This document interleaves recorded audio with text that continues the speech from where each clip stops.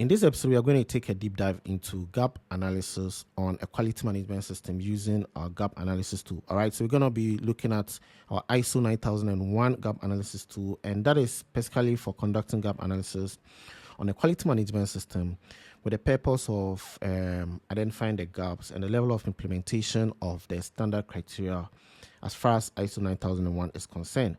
Now, if you're a health and safety professional or a person who is in charge of quality management system or a quality management professional, then an important step you need to take before you seek to develop a quality management system for any company is to make sure that you do a gap analysis, because you cannot assume that there's nothing in place. There has to be something in place, and you want to be able to identify these gaps and implement improvement actions to be able to bridge, the management system in accordance with the ISO 9001 standard. All right. My name is Sel. I'm the founder of CheckCell, dedicated platform where we provide spreadsheet solutions for reporting of EHS activities. All right. So the platform here is basically to support in making sure that you are adequately able to report on all your EHS activities in order to, communicate effectively with your stakeholders. All right. So without wasting time, let's head straight onto the template, which is the ISO 9001 gap analysis tool. So I have the file already open here. Now take note that when it comes to the ISO standard, they all follow the same higher level structure. All right, so that implies that all the clauses are literally the same, except the fact that the clause requirements or the standard criteria would vary depending on the type of management system. All right, so ISO 45001 is different from 9001 and then 14001 and any other ISO standard, except the fact that the clauses are the same or the high level structure is the same. So the high level structure, we are talking about the context, leadership, planning, support, operations, evaluation, and improvement. All right.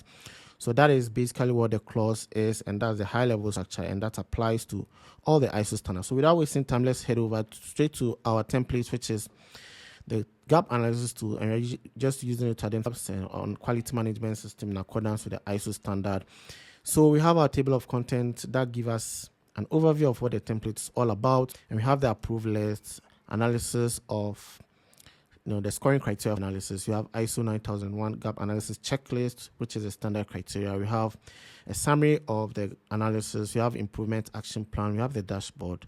We have all these other reports, and this is just for us to have an overview and be able to ergonomically find our way around, because once you click here, it takes you to the next page and all of that. All right. Now we have the approved list, and this is where we predefine a set of parameters, which is the root causes following identification of a gap in the system. All right. So we've already predetermined some of them for you, which is a fact that there could be lack of scope of the quality management system, lack of organizational knowledge, lack of leadership and commitment, lack of identification and traceability, lack of documented information, lack of customer focus, lack of control of external properties, lack of control of design and development. In fact, all of these are related specifically to quality management system, but you have the option to add on. All right. We've also determined action priority, high, medium, and low, action status, open or close, and these parameters are what we're going to be using in the template. All right. Now we have the scoring criteria, and that is very specific to gap analysis. The scoring criteria is based on a yes and no response, indicating the presence or absence of any documented evidence or documented information and established process to support a standard criteria. All right. So when we say yes, we mean that the clause requirement has been implemented and can be verified by an available documented information or an established process, whereas a no response indicates that the clause requirement has not been implemented and cannot be verified by any available documented information or an established process. All right, so that's pretty much what the responses are, and those are the responses we're going to be using to assess the gaps in the system. All right, so the criteria, and as I earlier mentioned, is all based on the high level structure, but the clause requirements are very different and specific to quality management system. All right, so we are looking at the context, leadership, planning, support, operations, evaluation, and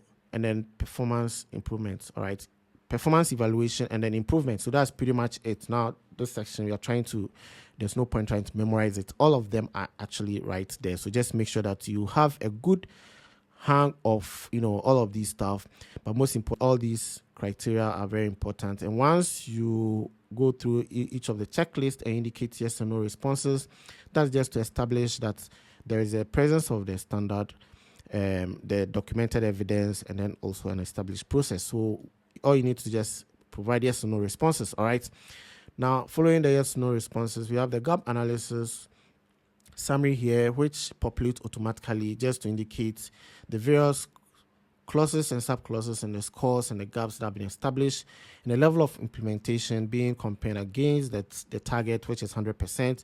So I'll be able to estimate an overall level of implementation in percentage term. All right, now we have an improvement action which is based on the no responses. So all the no responses that come in the checklist are going to be transferred right here. All right, so as you can see, we have about 4 no responses all throughout the checklist.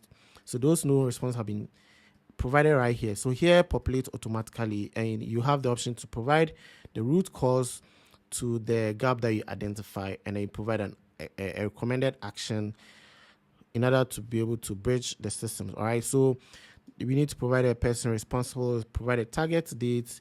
Days will be tracked automatically for you. You assign an action priority, and then you indicate if the action is open or closed. All right, now once we do our gap analysis, we have this beautiful dashboard that helps us to adequately report on the gaps and then the percentage implementation of the standard criteria. So we have the gap indicator right here that we have 3% gap. We also have the overall score showing right here that we've implemented 97% of the standard criteria. All right, now over here is to just show the percentage, not the percentage. Here is to show the count of. So over here is just to show the count of the gaps and the scores, confirming that those standards requirements have been implemented and they have been established within the management system. Over here is to support the level of implementation of all the standard requirements as per the clauses of the management system.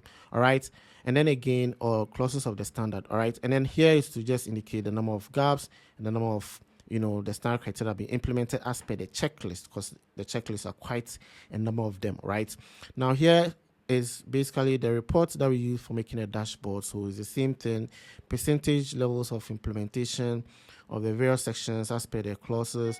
We have the count of the gaps and then the scores. We have a total count of what have been implemented, and then what are the gaps, and then we have the various sub clauses. All right, we've estimated a level of implementation for the various sub clauses. So these are just reports that helps us to demonstrate to our stakeholders that we've indeed done our gap analysis, and we can be able to tell objectively what the gaps are and then what the level of implementation is. All right, so this then implies that we have little work to do in in upgrading the management system to ISO standards. So I can bet that if a certification first surveillance audit, once that is carried out by the certification body, they're gonna give you your ISO certification that you've indeed done a lot of work. Right, so that's pretty much what this template is all about. Now just bear in mind that this checklist, where is the checklist? Every no response will populate automatically. So if we indicate here as yes, all right, on the improvement plan, you're gonna see that it's gonna update that. Of course, there's nothing to report because there's no gap and it's gonna be blank, and you have to just delete these ones. All right, so that is it, guys. This is how exciting this template is. In case you are interested in this, all you need to do is just head over to our website and then click on this link, ISO 9001. Is going to take you to this very page, and then you can actually scroll further down, click on the download file, and then you're going to have access to the file. All right, so thank you for your attention, and speak again soon in another video. Bye for now.